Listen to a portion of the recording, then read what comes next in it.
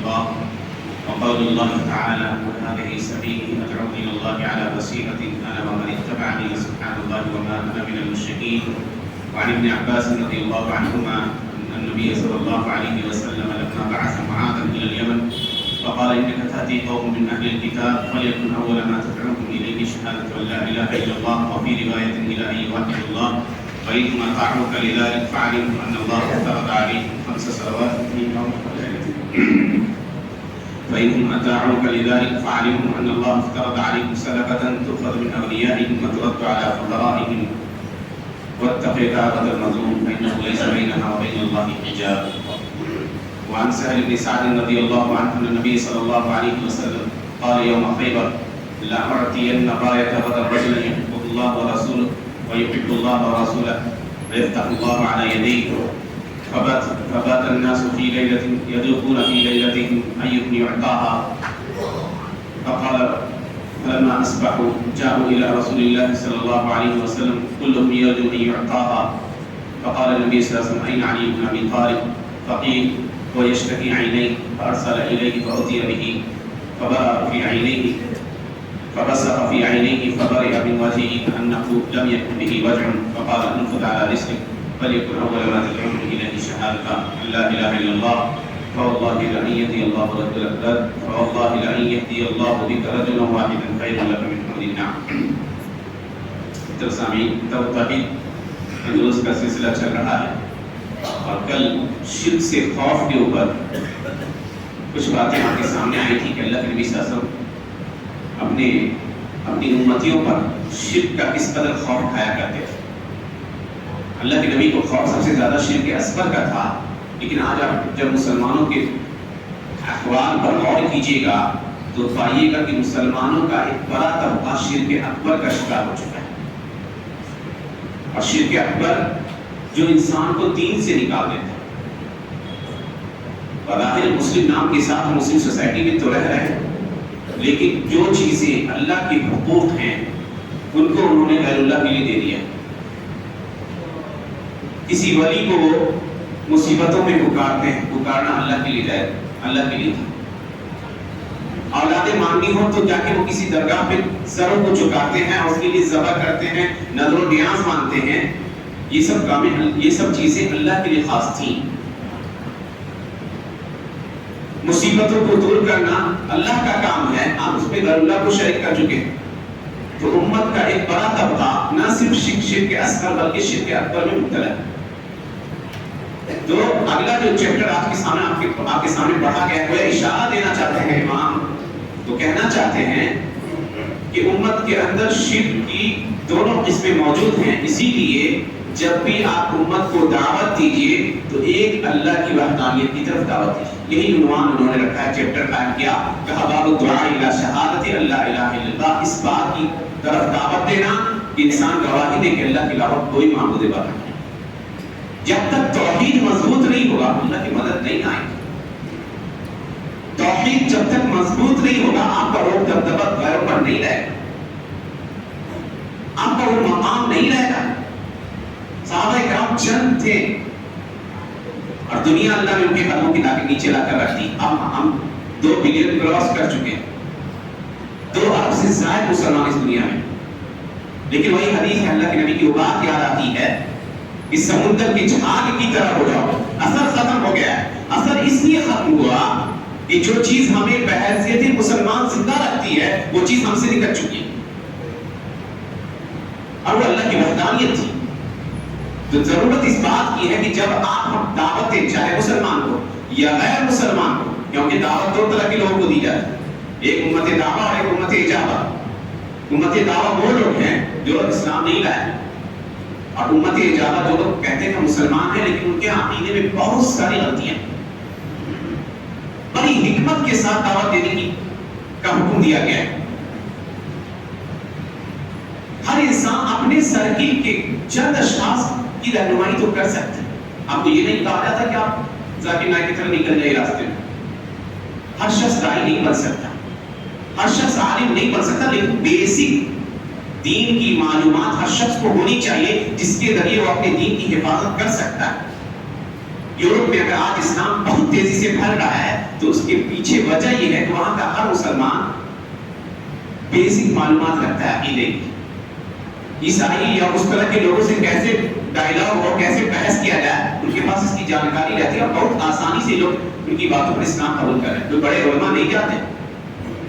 اور میں نے ذکر کیا تھا کہ ایک چھوٹا سا بچہ پچھلے سال کے درس میں ایک عورت کے اسلام لانے کا سبب بنا تھا، اسکاٹ لینڈ کی راجدھانی میں رہنے والا وہ بچہ جو اپنے والد کے ساتھ نکلا کرتا تھا دعوت سینٹر میں، آج بھی وہ گلاسکو میں وہ امام ہے، وہ پمفلٹ بانٹا کرتا تھا، اسلام کو جانیے، چھوٹے چھوٹے پمفلٹ اپنے والد کے ساتھ۔ شدید برفباری ہو رہی تھی، والد نے کہا کہ بیٹا چھوڑ دو، کہا نہیں میرے پاس کچھ پمفلٹس رہ گئے ہیں، میں اسے بانٹ دینا چاہتا ہوں، آپ اجازت دیں؟ کہا ٹھیک ہے جاؤ۔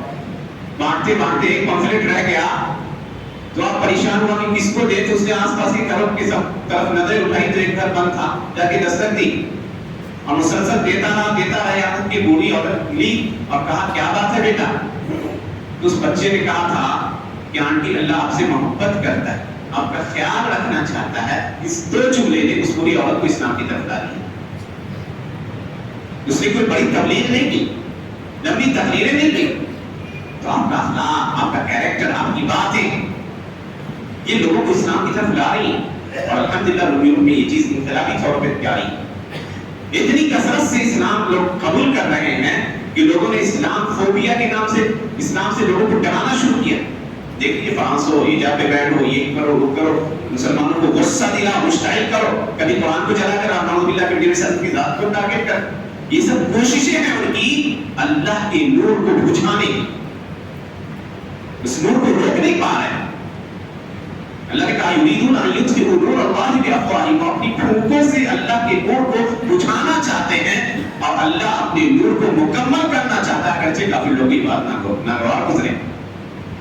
تو الحمدللہ دین کی تبلیغ عام مسلمان کر رہے ہیں، تو یہ کوئی بڑی بات نہیں ہے۔ آپ اپنے معاشرے میں بہت سے آپ کے ریلیشن میں ایسے لوگ ہوں گے جن کا عقیدہ گڑبڑ، خاموش مت رہیے، ان تک دین کو کے پیغام کو پہنچائیے، ان کو اس مصیبت سے نکالیے۔ اگر ان کی موت اسی حالت میں ہو جاتی ہے تو وہ جہنم میں چلے جائیں گے۔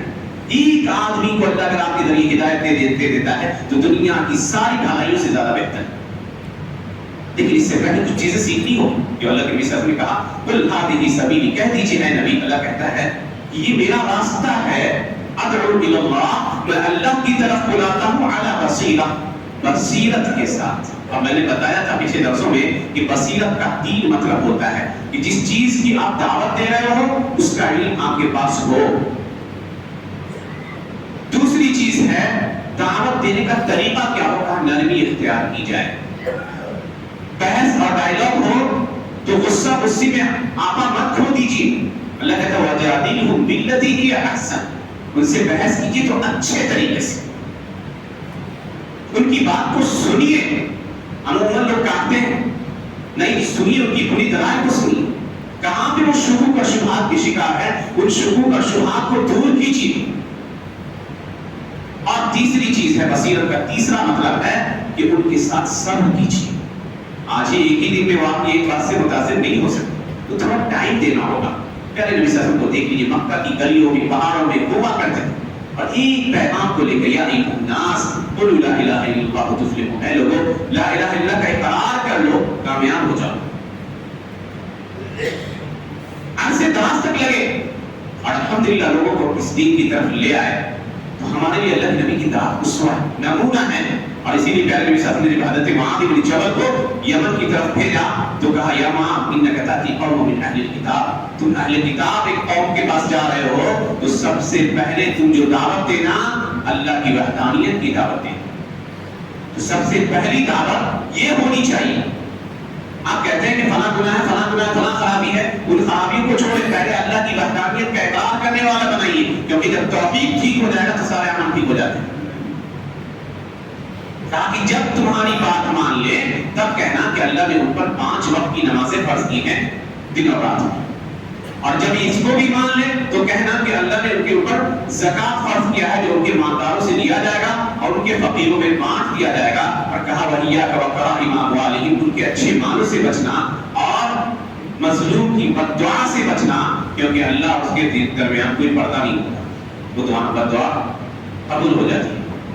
اور دوسری حدیث ذکر کی ہے حضرت علی کی ایک مشہور قصے جنگ خیبر کے موقع پہ، کہتے ہیں سہل بن سعد رضی اللہ عنہ جنگ خیبر سن 6 ہجری میں یہ جنگ ہوئی ہے یہود اور مسلمانوں کے بیچ، بڑی مشکلات پیش آ رہی تھی مسلمانوں کو قلعے کی فتح کرنے میں، ناکامی کا سامنا کرنا پڑا۔ تو اللہ کے نبی نے کہا اللہ کی قسم کل میں اب جھنڈا مسلمانوں کا ایک ایسے شخص کو دوں گا جس کو جو اللہ اور اس کے رسول سے محبت کرتا ہے اور اللہ اور اس کے رسول اس سے محبت کرتے ہیں، اور اللہ یہ تو سب آئے اللہ کے نبی کے پاس اس امید میں آگے آگے آگے بیٹھ گئے۔ حضرت عمر کہتے ہیں کہ میں نے کبھی نہ چاہا کہ مجھ کو لیڈری ملے، لیڈر اور قائد بنایا تھا، لیکن اس دن میں بھی آگے آگے بیٹھا ہوا تھا اللہ کے نبی کے سامنے کہ کہیں ہم کو یہ شرف مل جائے۔ تو اللہ کے نبی نے کہا کہ علی بن ابی طالب کہاں ہے؟ کہا گیا کہ ان کی آنکھ آ گئی ہے، آنکھ میں شکایت ہے، تکلیف ہے، کہا بلا کے لاؤ، کہ بلائے تو ان کی آنکھوں میں اللہ کے نبی نے دم کیا، شفا یاب ہو گئی، اس طرح گویا کہ کوئی تکلیف ہی نہیں تھی۔ پھر کہا کہ جاؤ سکون اور اطمینان کے ساتھ سب سے پہلے انہیں اسلام کی دعوت دو، اللہ کی قسم